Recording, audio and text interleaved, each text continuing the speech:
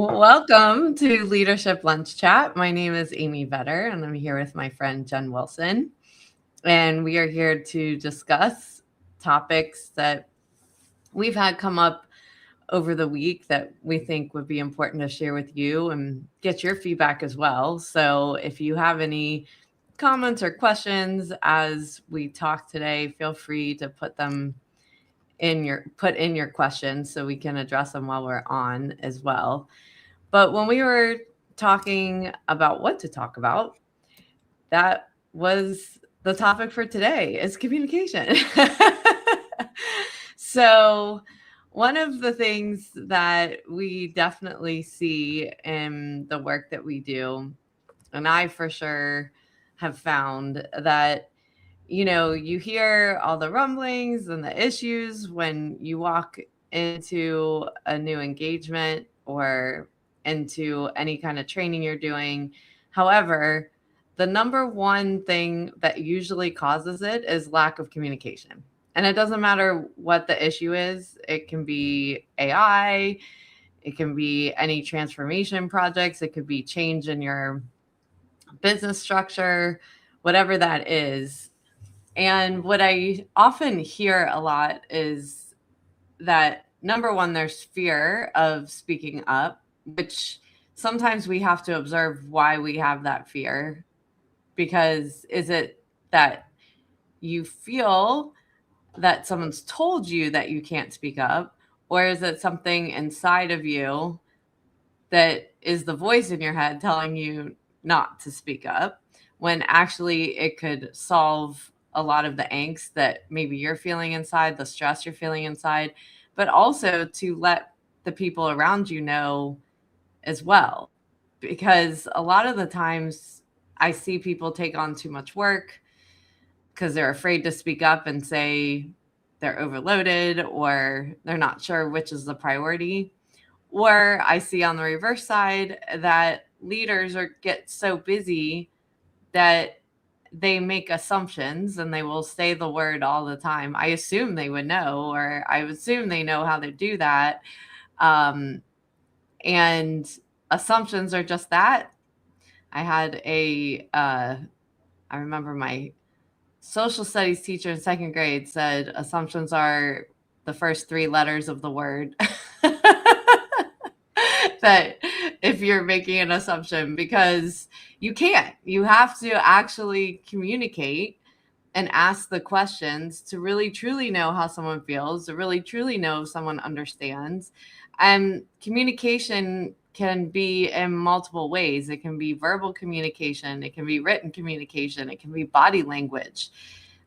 But what it takes is presence, and what it takes is space, so that you can actually take in all of that information in order to respond appropriately. So that's where I'm kicking things off to you, Jen. And I don't, I mean, I just posted out on our platform to join us for this huge topic of communication, because it could go anywhere, and it's a mile wide and a mile deep.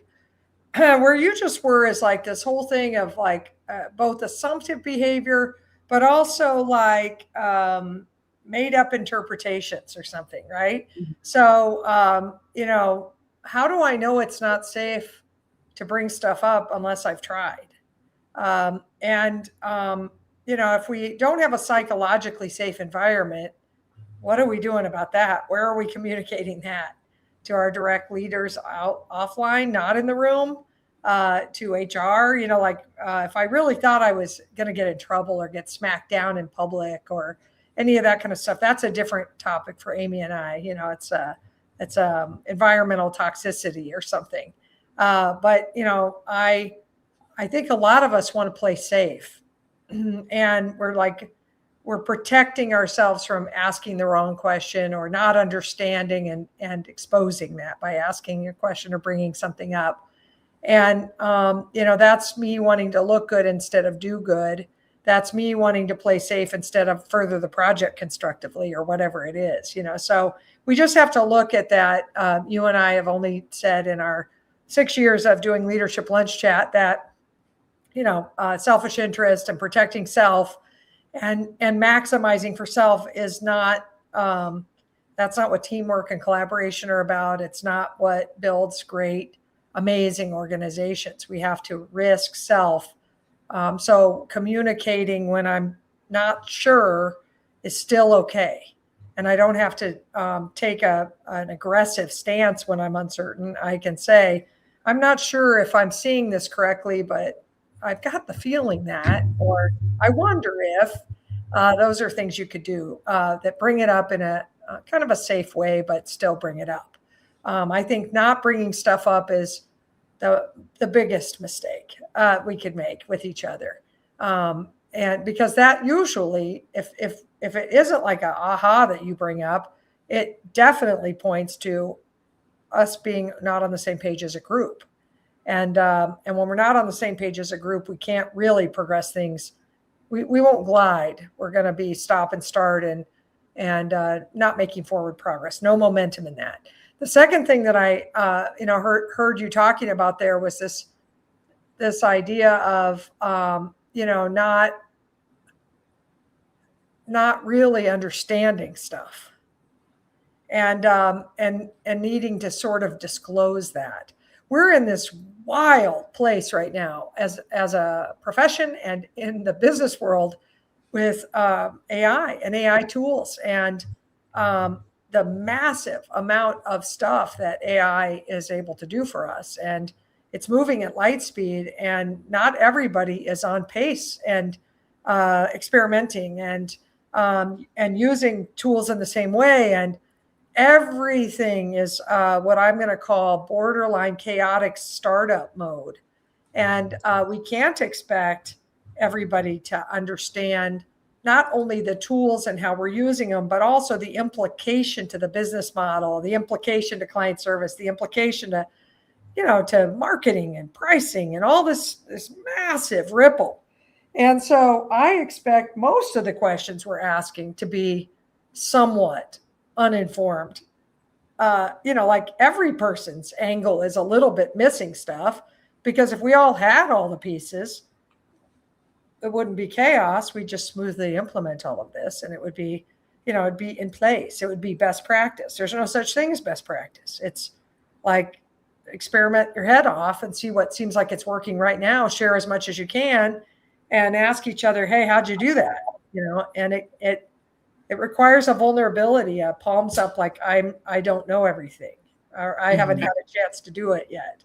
I think one thing to think about on communication is like giving people super safe space to come and ask questions.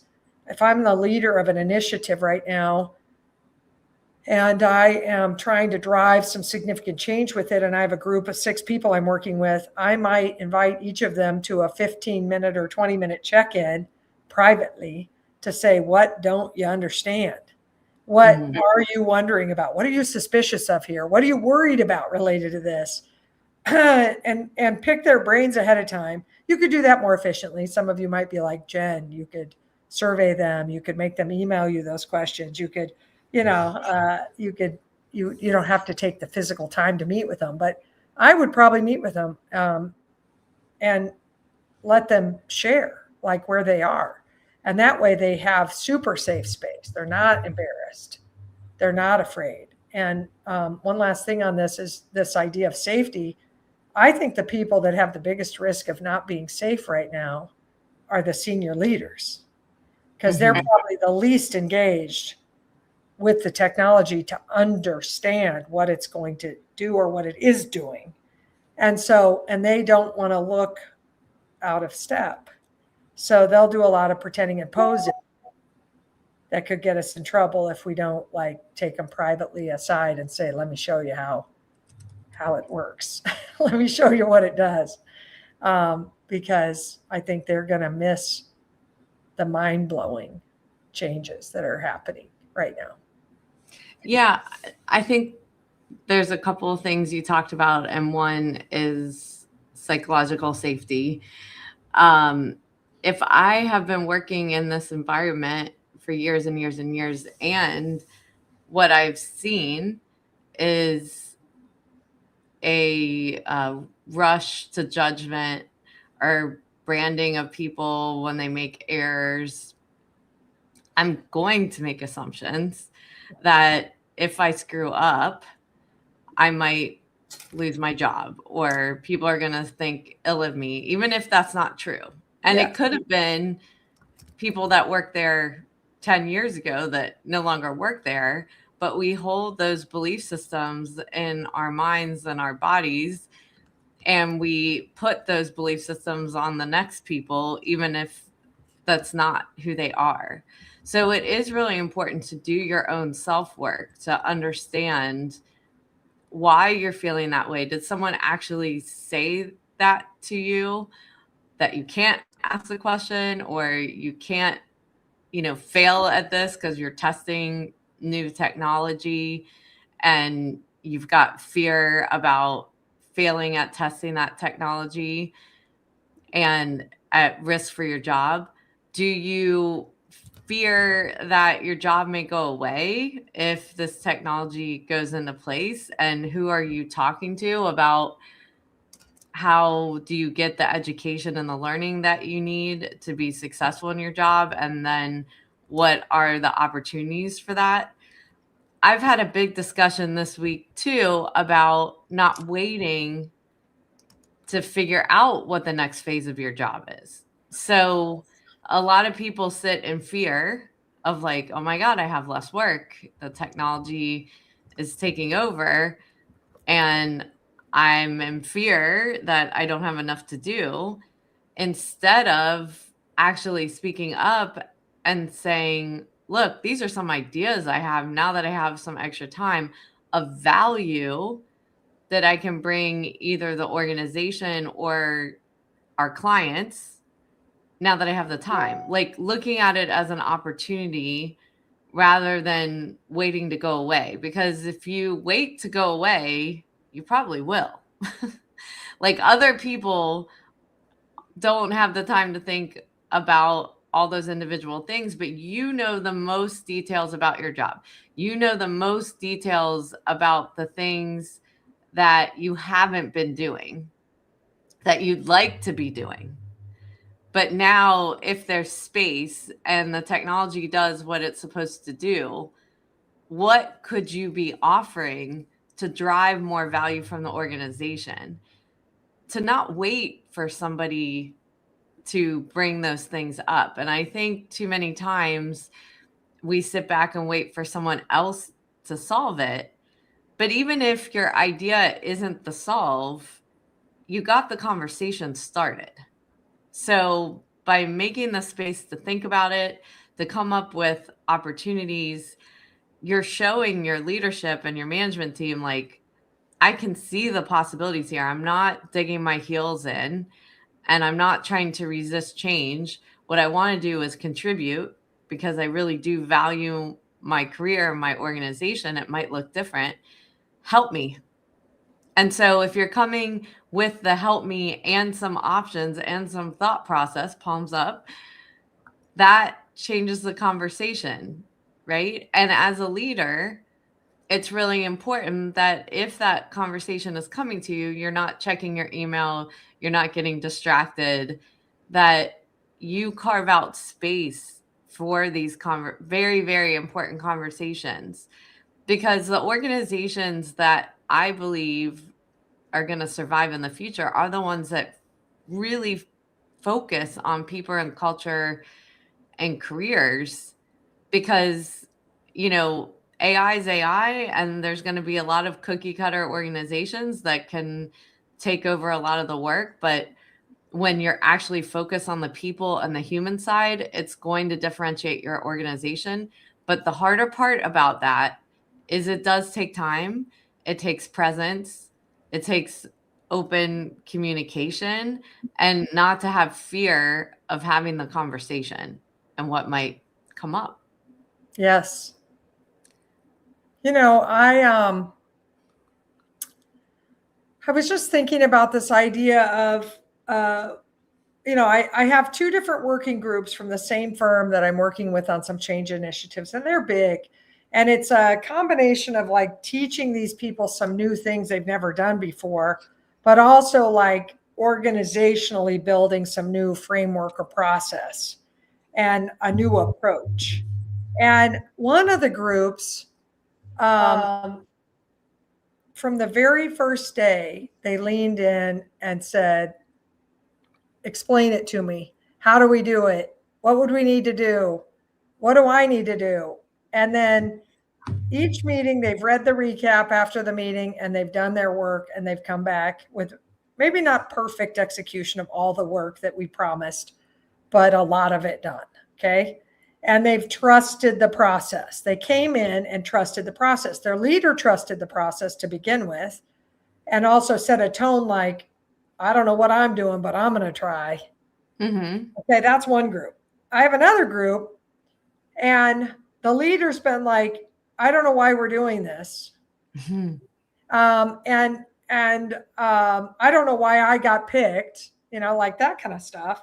But also, there are others in the group that it's totally great to question. It's completely right to say, I don't understand this, or why would we do this instead of that? That stuff's great. But to like repeatedly question meeting after meeting instead of like digging in and trying it, that other meeting, that other group is not progressing at the same rate as the first one that I mentioned. And I don't think sometimes we understand that resistance, verbal resistance on a repetitive basis costs the firm money, and it costs you competitive advantage. Mm-hmm. And I tell partners all the time, they don't like me for using the word submission. Submit to the plan. They just are like, submission. I don't submit to anybody. I'm a partner, and they don't like that at all. But I'm like, put your palms up and submit and say, I might not totally understand why we picked this or why we're doing it or why we're doing it the way we're doing it, but I'm going to give it the college try for gosh darn it. I'm going to do something to try to be constructive and participate. I'm going to demonstrate that I'm trying, instead of I'm just going to come in here and every single time argue about it, or raise objections, or bring us back to points we agreed to last meeting. And I do want to point out that is another interesting communications problem that we have.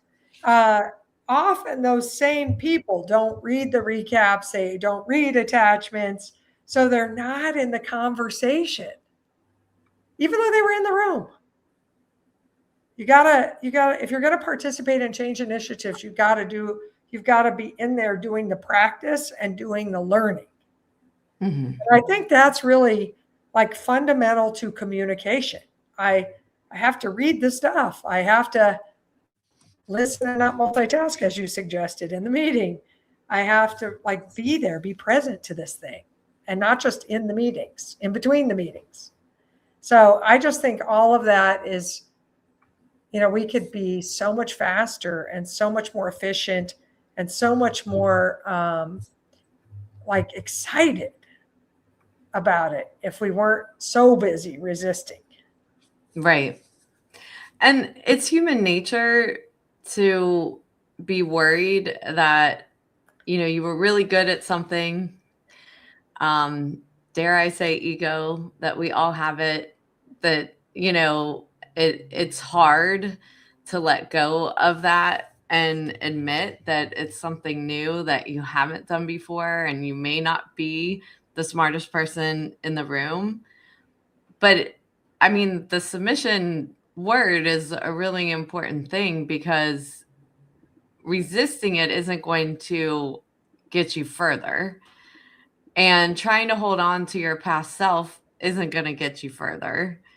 That this is all about how do you create something better for the future. And you wouldn't have become the expert you are today if you didn't put in the time and you didn't put in the learning, and you weren't open to the fact that you were a beginner. And this is what it becomes about. And the communication piece of that, which was so important in the first group that you talked about, Jen, is the leader saying, I'm a beginner again too. Yes. Like, we all are in this together, right? Yes. When a leader can just take the notch down and say, this is hard for me, this is hard for you, I just know we have to do it. So it's not like we have a choice not to do it, but it's hard for me not to be an expert as well. It creates this opening of Yes. vulnerability in a room, in a relationship, in the business, where everyone can move lockstep, arm in arm, versus digging our heels in and not getting anywhere. And the thing is, one of the things you talked about earlier about, people not communicating when they're feeling that resistance, the fact is they're communicating behind the scenes. They're talking bad about it. They're gossiping. They're wasting business time that could have been productive if we just let the guard down. And we're trying, usually in that triangulating or that hallway chatter, we're trying to get people on our side. Yeah, this is dumb. I don't want to do this. I don't know why we're doing it. Like we're trying to build a gang against it. And that's outrageous. Like if I'm a shareholder in a business, the last thing I should be doing is ever trying to create a gang that would actually cause the business to lose time and money on something it's committed to. You know what I mean? That's like, and intellectually, we all know that. Like intellectually, nobody would say, well, I like costing our firm time and money. You know what I mean? We would all go, of course, I don't want to be that guy. But then we are being that guy sometimes. And I think that is really something to look in the mirror about. Where am I? Where am I? And what's very interesting about this is almost all of us do it somewhere. That's the thing. So you got to try to figure out, what's my Achilles heel? Where is it a toothpick up my nose that they're trying to make me change? And what am I resisting and fighting? Because we all have it. We just need to like put our palms up and go. The other thing is, another thing a leader can do besides saying, I'm a beginner too. And I also have no bandwidth for this, but I'm going to make the time because we've been asked. That's huge. But also another one is, some of you know more than I do in here. Right. So step up and say it when you see it, please. Don't you dare think I'm going to lead us all the way through this. I don't know what I'm doing either. And there's going to be some places And if they empower everybody and just say upward coaching appropriate, and they give that permission, that solves the problem you and I started with, which is this idea that people don't want to speak up. And then they wonder why, things aren't happening the way they thought. So I think this is a great exploration of change for sure. We can't change without way better mindset in our communication. Maybe more humble, maybe more beginning, maybe more encouraging, maybe more level the playing field-ish. Very interesting. Yeah. Well, thank you so much for processing our topic this week. And I hope all of you enjoyed it. If you have any questions, comments, or future topics you want us to cover, feel free to let us know. And we appreciate you supporting us doing this as much as we can. Yes, thank you. Thank you, Amy. I so appreciate it, especially with you. Thanks. Me too. Have a great week, everybody.